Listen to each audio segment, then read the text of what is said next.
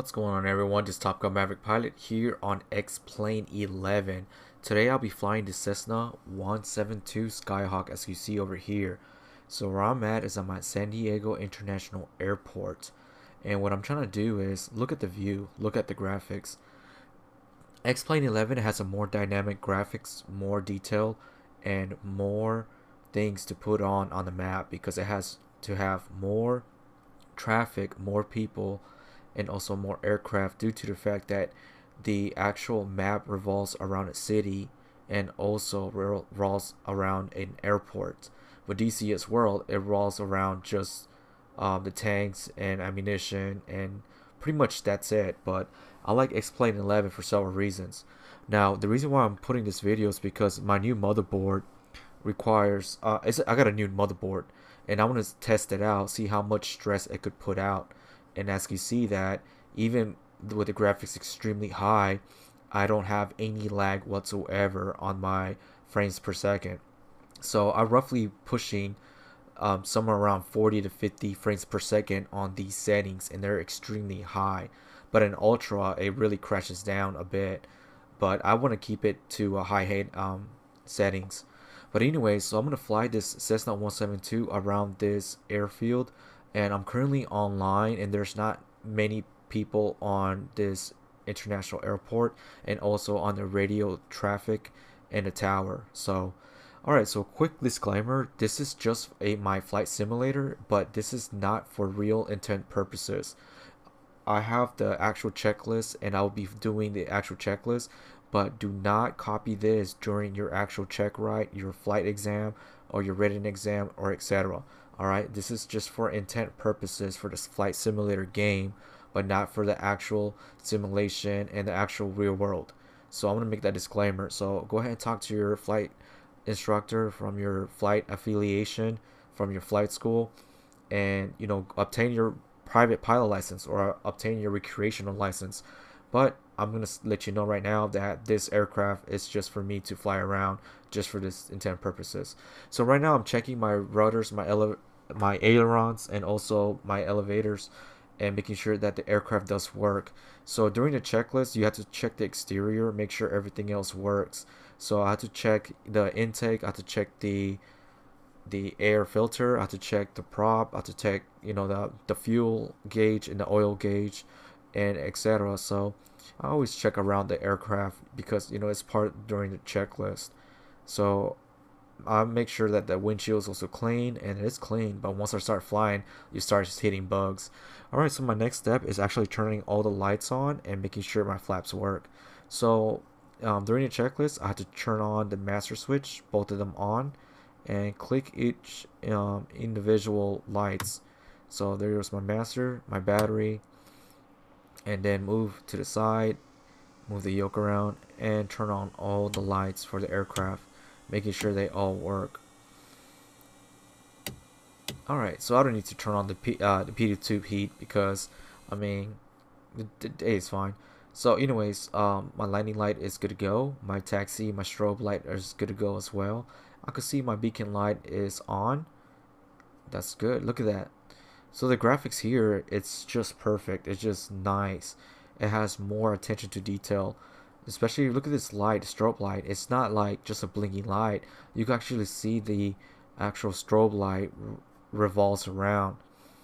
It's just nice.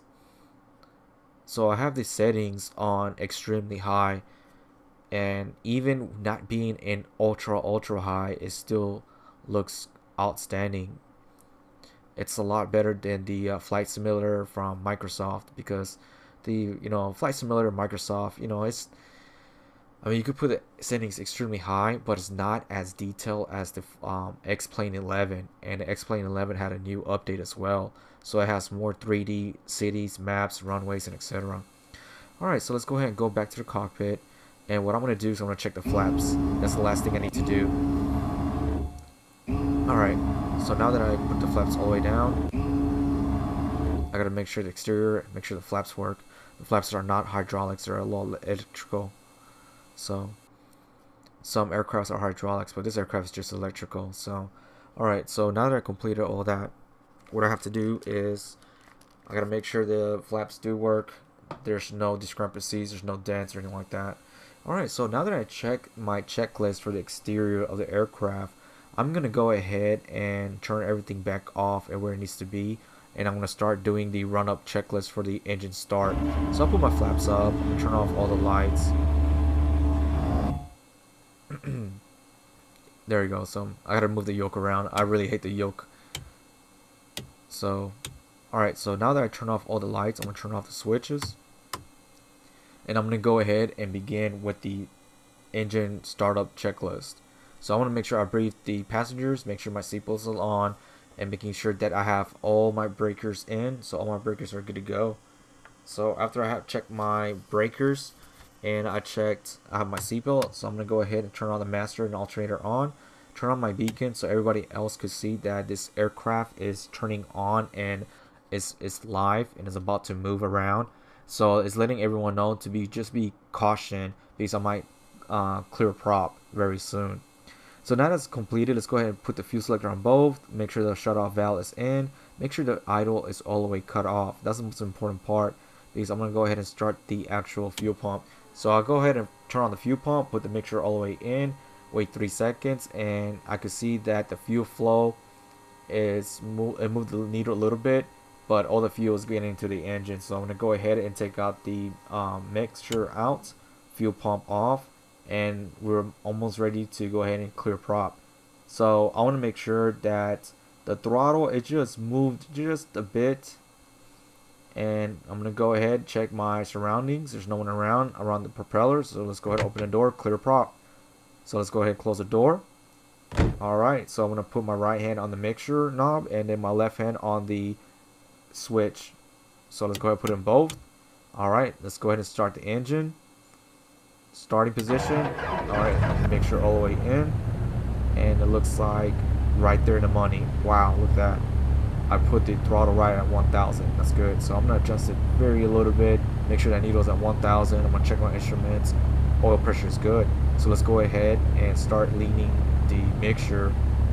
So making sure that we have the engine warmed up and ready to go. So I'm going to go ahead and lean the mixture.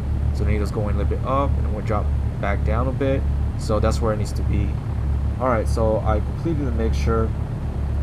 So what I'm going to do next is, again, I'm going to turn on the avionics and then turn on the radios, transponders, and making sure that my flaps are up. So, but anyways, I just want to make sure that the engine is still good to go. Alright, so avionics on. Make sure my transponder is on standby. That's important too. And then the flaps is all the way up, so I'm done with that. Alright, so I'm completely done with the engine startup checklist. So let's go ahead and do the run-up checklist. So before I do that, I want to make sure that I have my frequencies. So I do have the tower. The tower is 118.3, and I have the ground as 123.9, and I have the ATIS on the bottom of the comm. So that's good to go. So I'm gonna go ahead and check my other instruments. So I'm about to do is test the brakes. So I'll go ahead and take off the brakes and pull a little bit throttle. And then after put a little bit throttle, I'm gonna go ahead and stop a bit, and I'm gonna make sure that the brakes are working. So the brakes do work. So let's go ahead and put the brakes back on.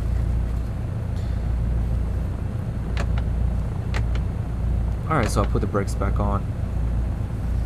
Alright, so after I do the brake test, let's go ahead and make sure that fuel selector is on both. And I want to make sure that the controls do work. So, fuel selector on both. My left aileron works. I'm going to check my elevators. Elevator works. Rudder works. Then I'm going to go around and check my right aileron. And my right aileron does work. Outstanding. After all that's done, let's go ahead and making sure that our mixture is all the way full. And we're going to put up the RPM. So we're going to do a magneto check. So mixture full. RPM at 1800. After the 1800, I'm going to check my magnetos. So I want to make sure they don't drop over 175% or 175 RPM, excuse me. There's no 50 RPMs between. So let's go ahead. So it dropped 100, that's still fine. That's perfect. They dropped 100, that's still fine. It's perfect. Alright, so we're completely done with the magnetos. Let's go ahead and check our engine instruments. So everything looks green, everything looks good, looking better. Alright, so let's check the panel, making sure that all the lights and all the blinking lights work. So, bam, works.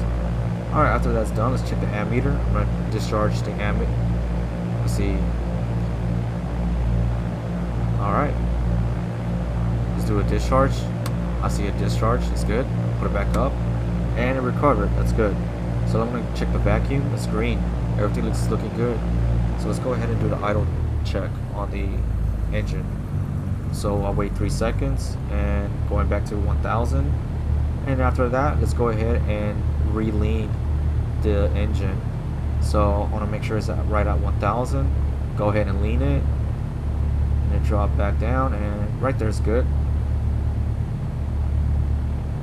Alright, so now that I re-leaned the mixture, let's go ahead and do the ATIS check. So I want to make sure again that my frequencies are up to par. Right now no one's on the tower, no one's on the ground, but these are the 2 frequencies for the San Diego International Airport.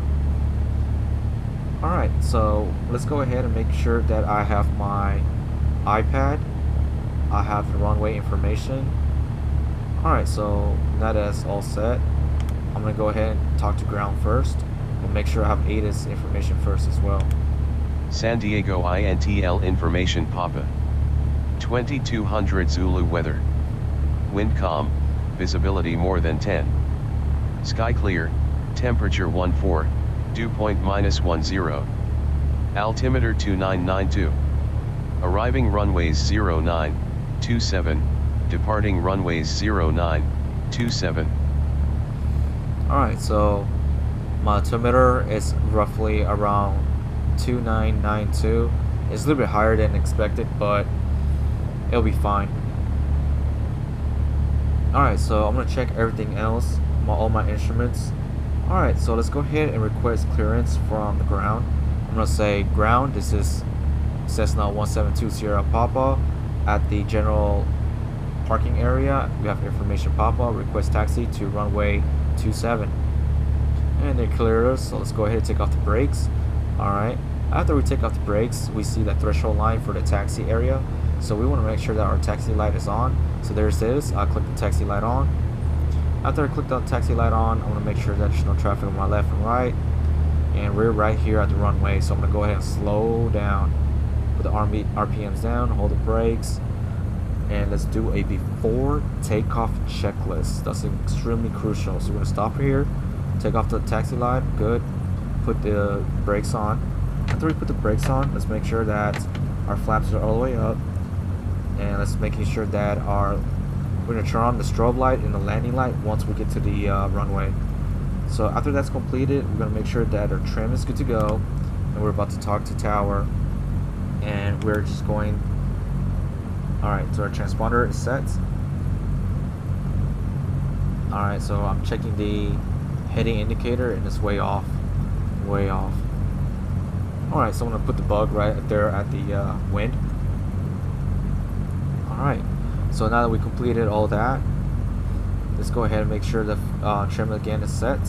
Fuel selector on both, shut off valve all the way in, and make sure all the way in full. Alright, so it's reached. Alright, our doors and latches are closed. After our doors and latches are closed, let's go ahead and request tower to go to runway 27. So I'll say SanDiego Tower, this is Cessna 172 Sierra Papa, holding short on Charlie, runway 27, request takeoff.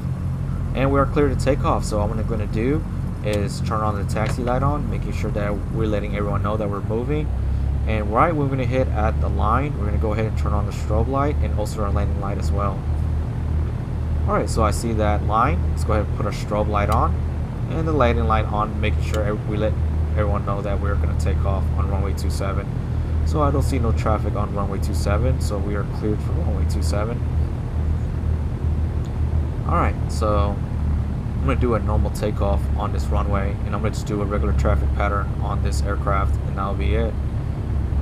So I'm going to do final checks, making sure that all my instruments are on the green, and making sure that I have my checklist completed if I didn't miss anything, and I didn't. So the heading indicator looks good, altimeter, yep, everything is zeroed out, I got fuel.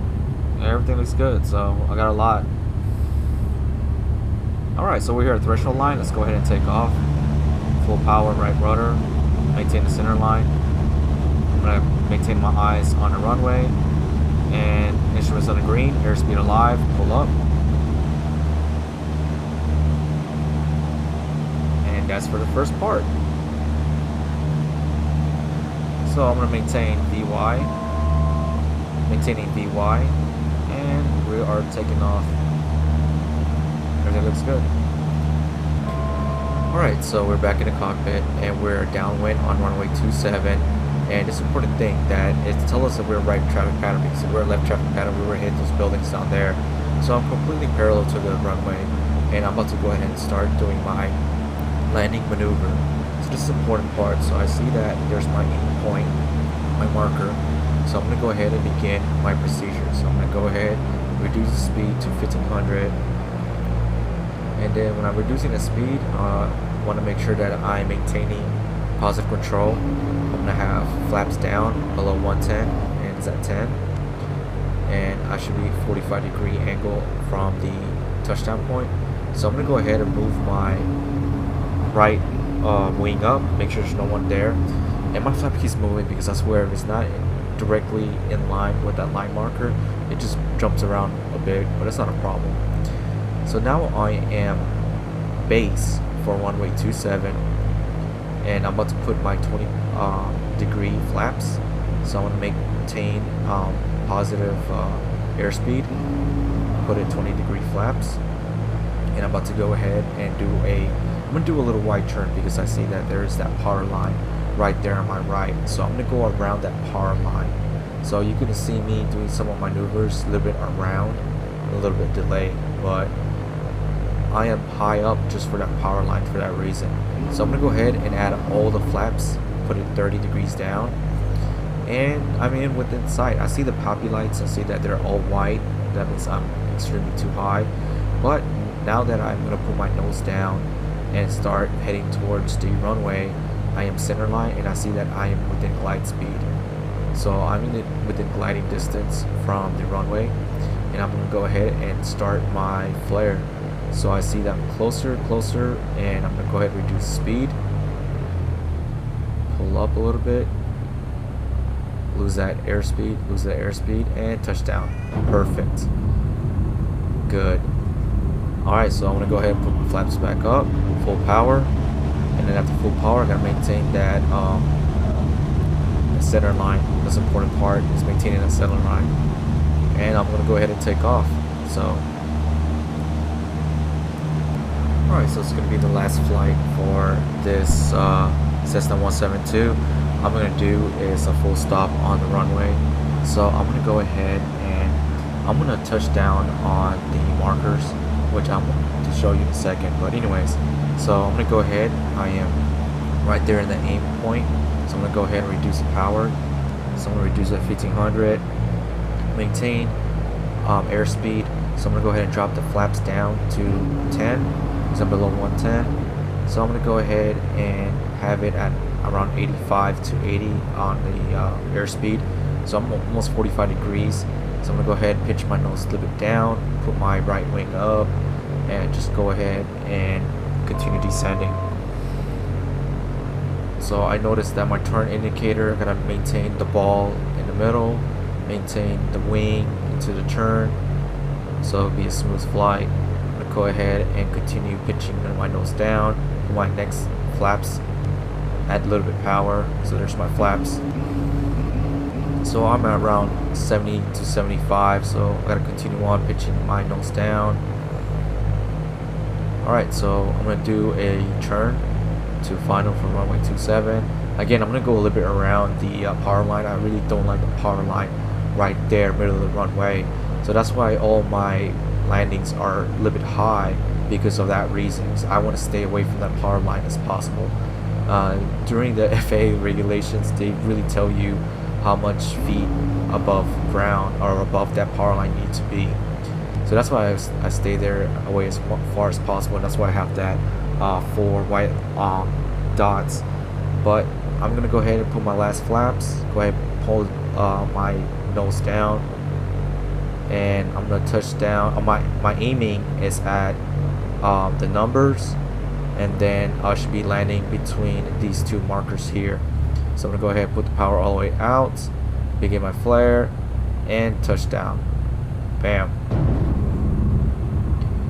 Alright, and that's it. That'll be it for this segment.